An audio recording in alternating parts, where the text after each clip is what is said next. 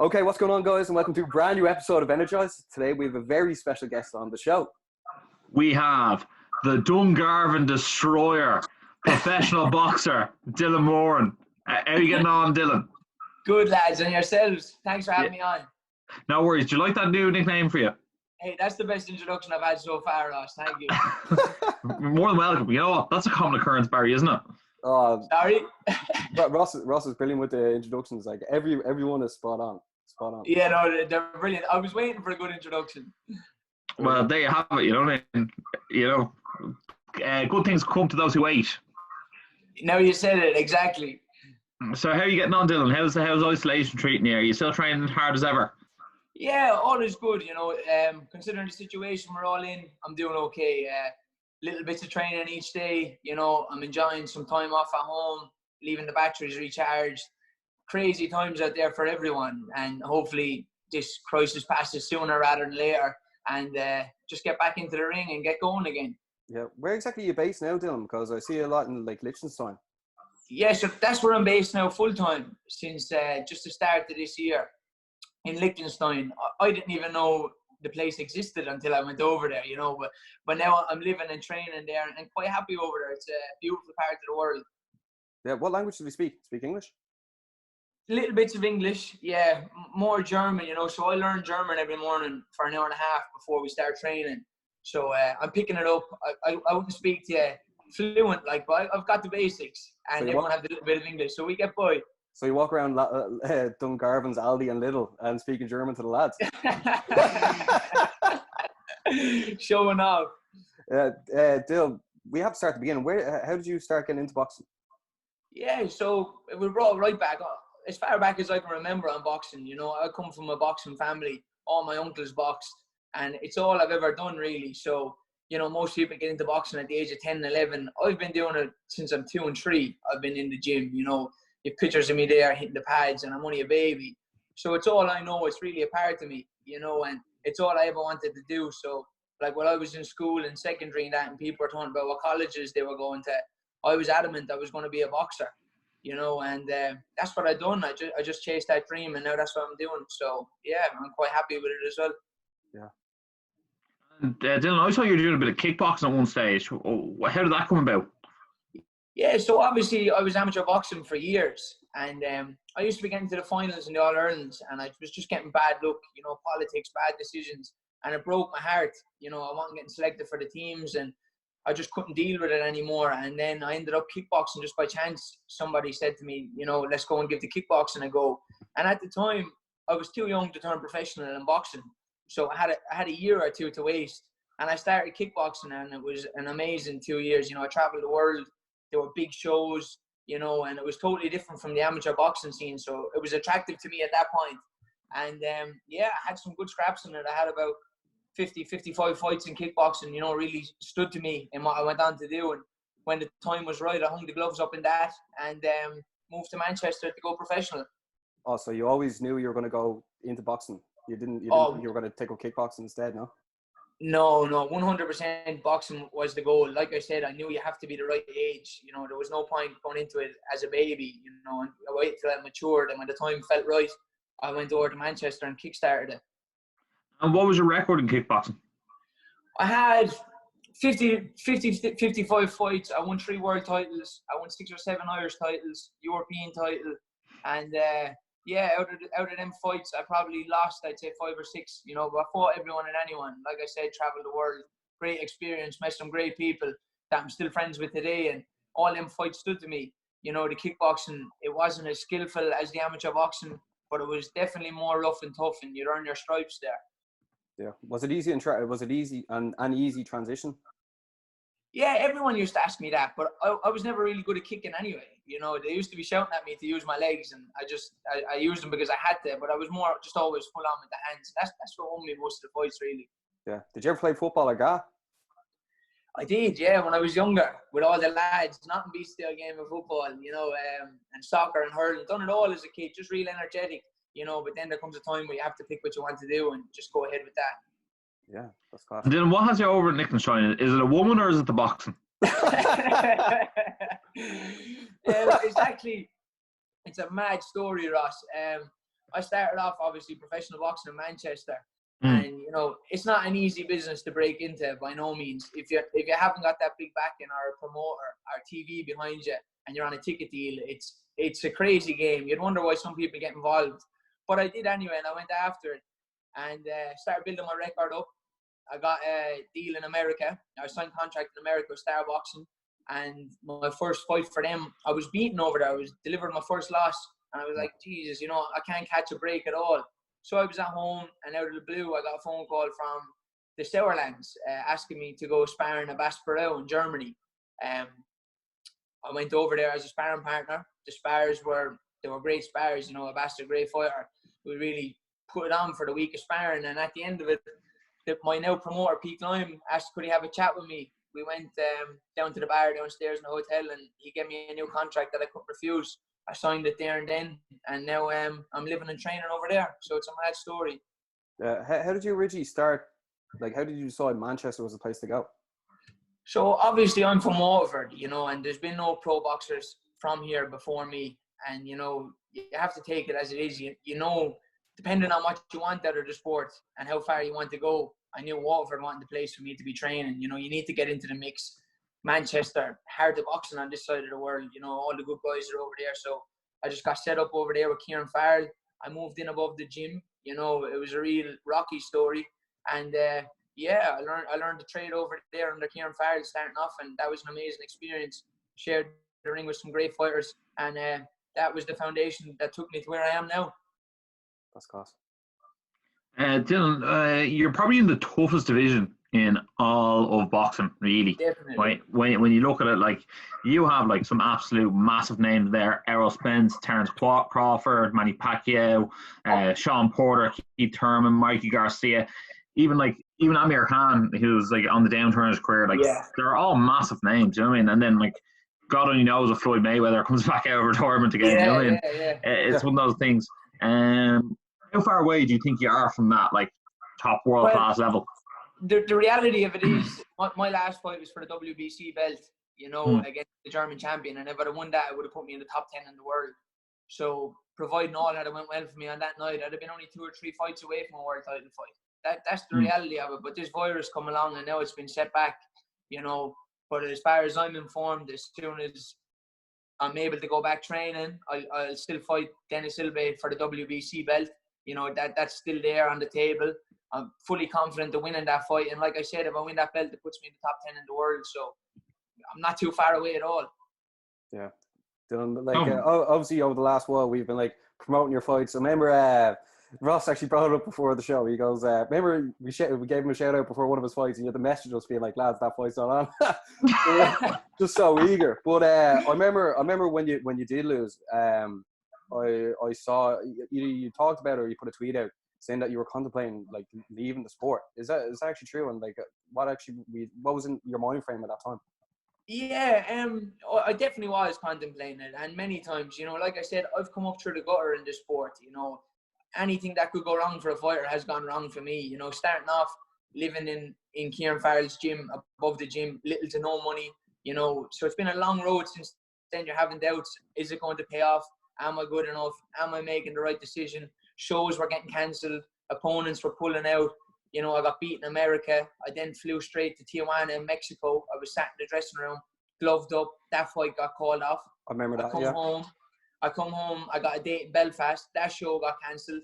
And it was at that point I was like, what am I at here? You know, I'm putting so much into this and getting absolutely nothing back. You know, and I'd made some serious sacrifices. And then out of nowhere, I get brought to Germany sparring and get an absolute dream of a contract. So that was my turn of good luck, I believe. And now I'm on the road to where I need to be again. First, Dylan, you're trying to stay as active as you can. You know what I mean? A lot of times the fights fall through. It's not on you; it's on them. And you know, as you sort of progress in your career, sometimes it can be harder to find fights because people don't want to fight the best guys. They want to, you know, buffer up the record. We've had some brilliant people on our show over the last 2 weeks in terms of boxing. We've had John O'Carroll and we've had Mike Connon. Which other Irish boxers do you look at for inspiration, or which other boxers around the world do you look at for inspiration, or do you just follow your own path? Or your little At brother. the moment, I'm following my own path. The likes of them guys you mentioned, though, I've been looking up to them all along. You know, they're a good bit ahead of me in the game. Like John O'Carroll, you know what I mean? Down to earth lad, just worked hard and deserves everything he gets. He's at fringe world level now again. Michael Conlon, how couldn't you be motivated by him? Do you know what I mean? Ireland, the list goes on in Ireland for who you could be motivated by. But like I said, I just try and concentrate on myself, you know, motivate myself. Be your own motivation in a way. You know, at the end of the day, boxing, it is the loneliest sport in the world and you're on your own, you know, so you just need to just stay in your own lane, focus on yourself, work hard, believe in yourself. And like I said, be your own motivation. And that's what works for me, you know, and now where I come from, I'm setting a good example to the kids coming up behind me. And that's what I take motivation in, to continue doing that. Yeah, I see you train your little brother as well. Yeah, he's the next one coming through. Mason, what a talent, an amazing talent. I think he's got 13 fights now, 13 on the trot, and yeah, loves boxing, you know, and just watching me every step of the way, the experience he's getting is second to none for a kid. So very excited to see where he goes when he comes of age.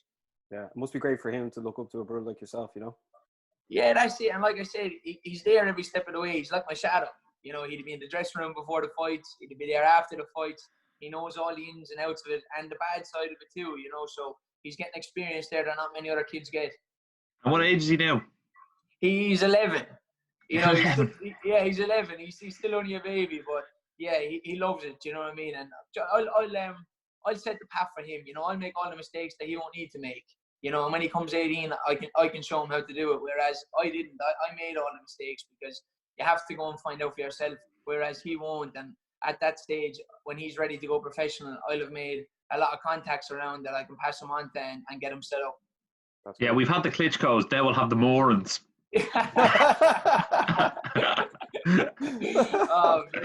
Oh, brilliant. That was brilliant. Just having all the belts. Yeah, I know. I'm trying to get one, never mind all of them. And come here, do you reckon he'll be much bigger than you, or do you reckon he'll be smaller than you, or similar size?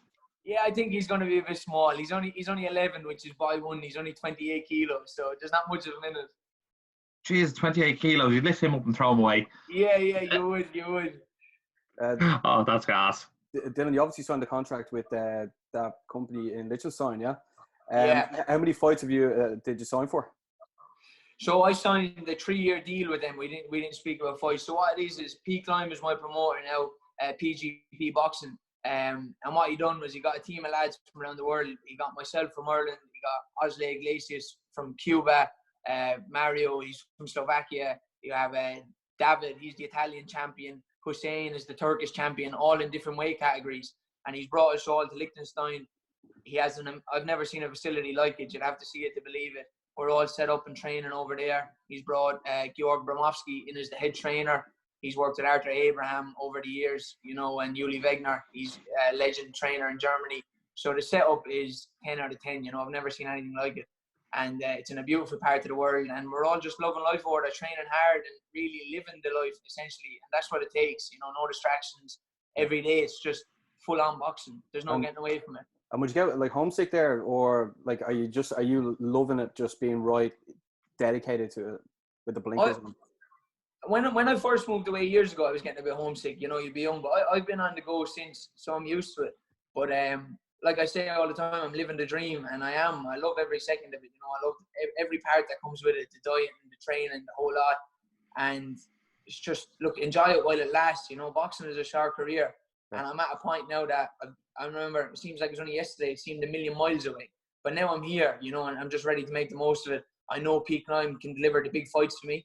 You know, this is only my 3rd fight for him, and he had me a shot at the WBC belt. So proof is there. Hopefully I win that. I'm 100% confident of beating Dennis Hilbay. You know, I was firing on all cylinders for the fight 2 weeks ago. Obviously it didn't go ahead.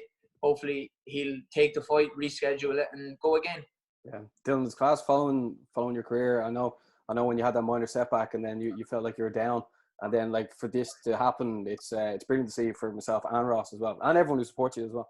And thank you, very much appreciated. You know, when that happened last year, you have 2 choices: you can keep going down or go back up. You know, and I just went at it full steam ahead, and that's why I'm enjoying the break now, because I've been just at it since then, rebuilding. You know, so the couple of weeks at home is doing me the world of good. You know, recharging the batteries. I'll be refreshing, ready to go again when this passes. But yeah, it's been a long couple of months. You know, I think you learn more sitting in a losing dressing room than you ever will in a winning, and that's so true. I learned more that night in America than I have in my whole career. You know, and it has me where I am today. Yeah, can I, just one last quick question. Sorry, Ross. See the way, like, obviously the WWE had WrestleMania there with no fans. The MMA events have happened with no fans. Would it bother you fighting in a well, it wouldn't be a massive stadium obviously because they wouldn't like rent out Madison Square Garden for no fans. But yeah, would that bother you fighting with like no crowd? Barry, I would have fought Dennis Silva in my gym with nobody there for free just to get that belt, you know, because I knew what came with it. And my promoter actually tried to get the show on in the gym when the virus first come around and the arena wouldn't leave him hold the show because he knew as well that once you get these belts sanctioned, you need to go ahead with them. So he tried to pull every last string he could, but then there was nothing more he could do. So we just left it at that, and I came home for a couple of weeks. One piece of advice I'd like to give you is don't tell anyone ever again that you'll fight for free, right? It's not avoidable, right? People are willing to pay good money to watch a fight, so you take their money. I know. And on the back of that, right, I have one question to ask you. Obviously, one of the biggest fights of all time is like on the horizon. Fury maybe versus the winner of Fury Wilder 3 versus Joshua. Who do you think walks out with the heavyweight crown? I think I'm a massive fan of Anthony Joshua. Massive fan of Fury also. But I think if Anthony Joshua and Fury were to fight today, I think Tyson Fury wins. You know, I just think he's got too much for him. You know, too much movement, too much shot selection. He's the better boxer. Who knows? You know, anything can happen in heavyweight boxing. But I'd be putting my money on Tyson Fury. I actually think like he rivals Muhammad Ali with his style. If you know what I mean, like and people put Ali on such a pedestal that they want to almost say he was unbeaten, but like Ali lost 4 or 5 times. Like Tyson Fury's undefeated, and like he made a show with Klitschko. He made a show with Wilder in I think it was like 18 out of 19 rounds, and then like you know what I mean, if he beats Joshua, he goes right up there as like one of the best of all time to ever do it. Without a doubt, and well deserved. He has some resume, you know what I mean? The Klitschko win over there in Klitschko's country was the start of it. Then went and done Wilder twice away from England. And now if he's to beat Joshua and it happens in England, it'd be very hard to do a resume like that when you retire. Yeah. Even all the stuff he's done for mental health as well is unbelievable. Like his podcast with Joe Rogan was definitely one of the top 3 podcasts I've ever seen. Amazing, and I love his dad and his uncles as well. You know, they speak so much sense. They're just black and white down the middle. Fury himself, then as a character, you could listen to him all day. You know what I mean? This is a business, and he's a very good businessman. Him and Joshua has to happen. It's an absolute like the Thrilla Manila. It's a mega fight that is, and hopefully it happens sooner rather than later. Who do you think is going to win? The fans. Oh. Well, no, I think Fury's going to win. But you've got to mention his cousin Tommy Fury on Love Island. What a guy! Yeah, Tommy. Yeah. Yeah, I'd say Fury as well. It's just what I've seen is you can only believe what you've seen, and then the way he's performed is just sensational. Yeah, no, look. I think he has too much boxing for Joshua. You know, and you have a punch. He's very good. Obviously, he's very good. He's 2 or 3 times world champion, whatever. But I just think Fury has too much boxing, you know, too much ring craft. And like the movement he have for a guy his size is crazy. And then his last performance against Wilder just really solidified his status for me, you know, to go out and just beat up the fighter in the fashion that he did I was like, I couldn't get over it. Yeah. You're going to have to make sure you get him that card now as well. Imagine that. That would be crazy. All in good time. Yeah, just don't wear any suits that are too heavy for your walkout. Oh, you couldn't write it. What an excuse. My God. Well, Dylan, when the world gets back to normal and you have a date booked in again, we're going to have to get you on beforehand. Whether it be fight week or not, who knows? Definitely. Guys, listen, it's an absolute pleasure coming on. You have a great show going here. I'm enjoying watching it. You're keeping everyone entertained. Thank you for getting in touch. Yeah, everyone, make sure you follow Dylan's career because he's kicking ass. And his brother as well. But, Ross, anything else to say before we finish? No, guys, thanks a million for watching. Make sure to like, share, subscribe, and as always, stay energized.